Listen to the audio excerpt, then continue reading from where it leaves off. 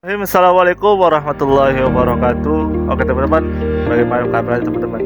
Semoga kita semua dalam keadaan sehat walafiat teman dan tetap semangat ya teman-teman. Oke teman-teman, dalam kali ini izinkan saya memperkenalkan diri. Saya Muhammad Afas.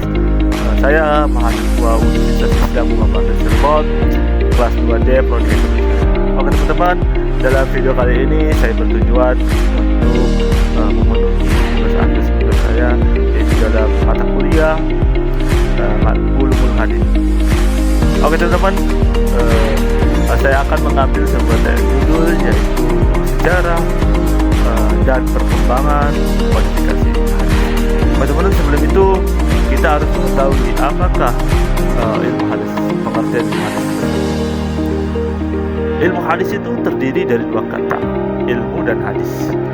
Yang pertama itu ilmu, yang artinya bahwa pengetahuan, knowledge dalam bahasa Inggris ataupun sense. Sedangkan menurut istilah hadis merupakan segala sesuatu yang disandarkan kepada Nabi Muhammad SAW, baik perkataannya, perbuatan ataupun persetujuan dan atau keputusan. Sedangkan para ulama mendefinisikan salah satunya itu Ibnu Hajar Asqalani berpendapat bahwa hadis adalah mengetahui kaidah-kaidah yang dijadikan sambungan untuk mengetahui keadaan perawi dan yang diriwayatkannya. Dapat saya simpulkan bahwa ilmu hadis itu pengetahuan yang dimana di dalamnya itu ada kaidah-kaidah, aturan-aturan yang dijadikan sambungan untuk mengetahui keadaan para perawinya bagaimana, periwayatannya bagaimana, dan hadis itu juga segala sesuatu yang disandarkan kepada Nabi, baik perkataan, perbuatan maupun keputusan Nabi. Oke teman-teman, selanjutnya yaitu bagaimana perkembangan sejarah dan perkembangan hadis, ilmu hadis. Pada masa Rasulullah SAW itu karena belum signifikan perkembangan ilmu hadisnya, karena penyebabnya itu pertama yaitu pada masa Rasulullah SAW keterampilan dalam baca tulis masih kurang.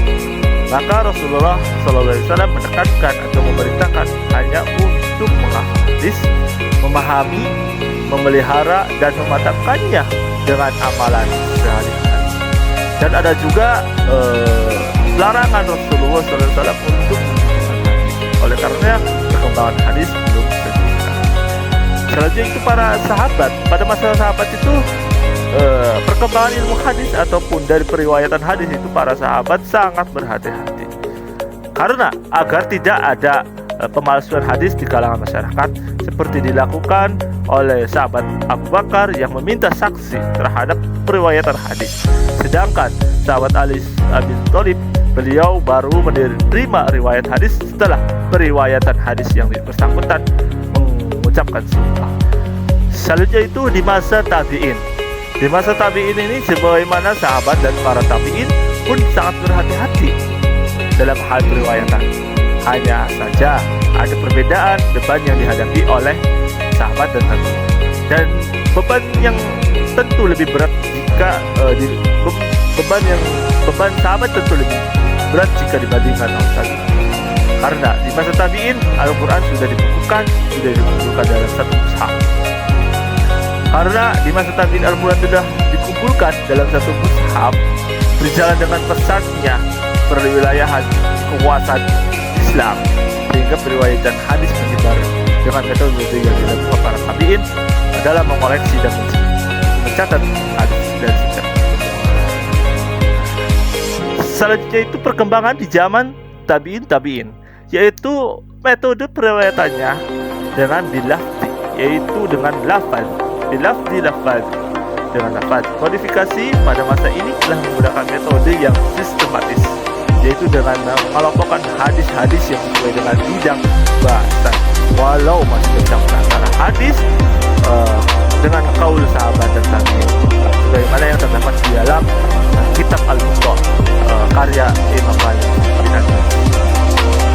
Selanjutnya itu pada abad kedua Hijriah, dalam kodifikasinya hadis telah dipisahkan dari kaul sahabat dan tabi'in. Selain riwayat bilafzi dan juga ada sistem penerimaan riwayat dengan sistem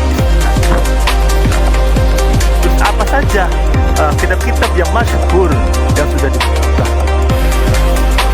Di PPT ini atau PowerPoint saya jelaskan bahwa ada satu kitab Al-Muwatta, yaitu yang ditulis oleh Imam Malik bin Anas yang tadi yang saya jelaskan, itu di mana sedikit cerita bahwa Imam Malik bin Anas itu salah satu mazhab yang diambil oleh para kalangan kita semua di Indonesia, yaitu Ahmadul Mazhab. Salah satunya Imam Malik. Imam Malik ini di kitab Al-Muwatta ini pernah menjadi rujukan satu-satunya di negara ataupun di kalangan Islam yang diperintahkan oleh Sultan. Akan tetapi Imam Malik tidak menyetujuinya karena sangat kerendah hatian Imam Malik, maka kitab Al-Muwatta itu tidak menjadi rujukan satu-satunya, menjadi rujukan beberapa rujukan saja, tidak apa-apa, jangan menjadi satu-satunya. Selanjutnya itu Al-Mustad yang ditulis oleh Abu Hanifah, Al-Mustad yang ditulis oleh Imam Syafi'i. Oke, teman-teman, itulah penjelasan yang saya katakan. Dapat disimpulkan bahwa hadis merupakan ucapan perbuatan penetapan yang dinisbatkan atau disandarkan kepada Nabi.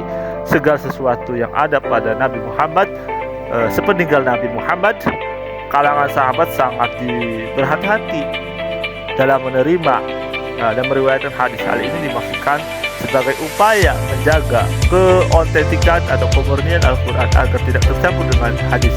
Selain juga untuk menjaga keorisinalitas atau orisinil hadis tersebut.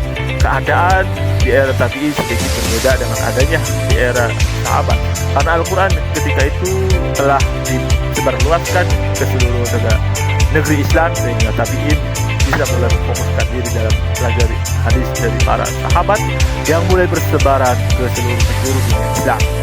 Dengan demikian, para tabi'in sudah mulai berkembang penghimpunan hadis al-jam' wal ta'wil, meskipun masih ada percampuran antara hadis dengan fatwa sahabat.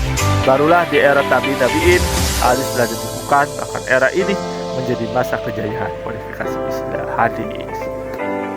Oke teman-teman, itulah yang dapat saya sampaikan. Semoga dapat bermanfaat bagi kita semua, khususnya untuk saya pribadi dan tentunya untuk teman-teman semua.